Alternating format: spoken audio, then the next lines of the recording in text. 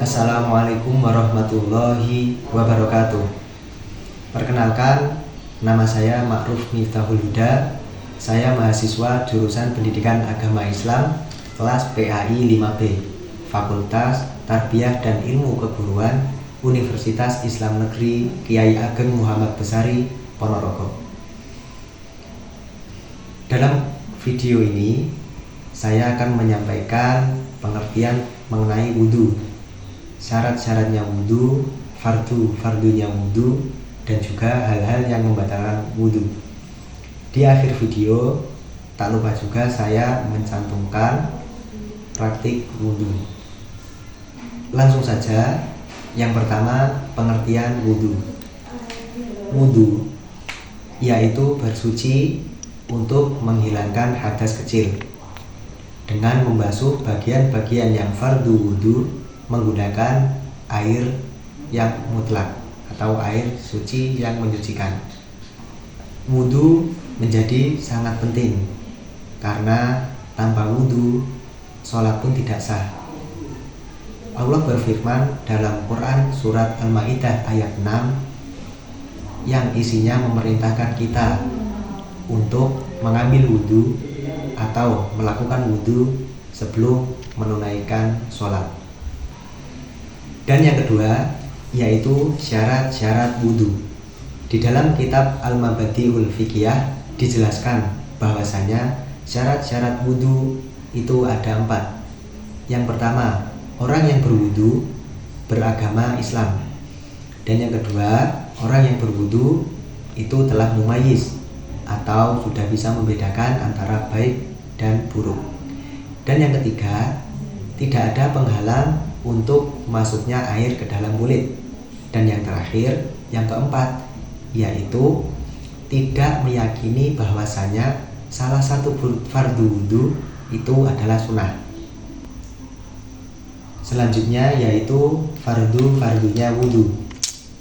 Dijelaskan dalam kitab Fathul Qorib, fardu-fardunya wudhu itu ada 6. Yang pertama, niat ketika membasuh wajah yang pertama.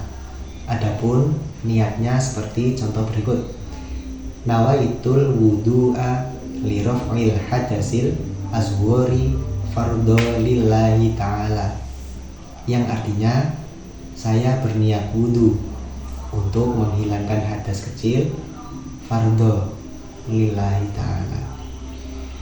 Lalu selanjutnya membasuh seluruh wajah. Lalu yang ketiga membasuh kedua tangan sampai siku. Lalu yang keempat membasuh sebagian kepala. Yang kelima membasuh kedua kaki sampai telapak kaki. Dan yang keenam yaitu tertib atau berurutan. Dan yang terakhir yaitu hal-hal yang membatalkan wudhu.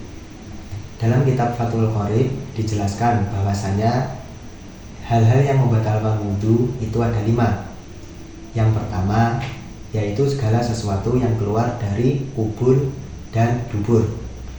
Dan yang kedua, tidur di dalam posisi duduk ataupun tempat duduk tidak merapat dengan tanah.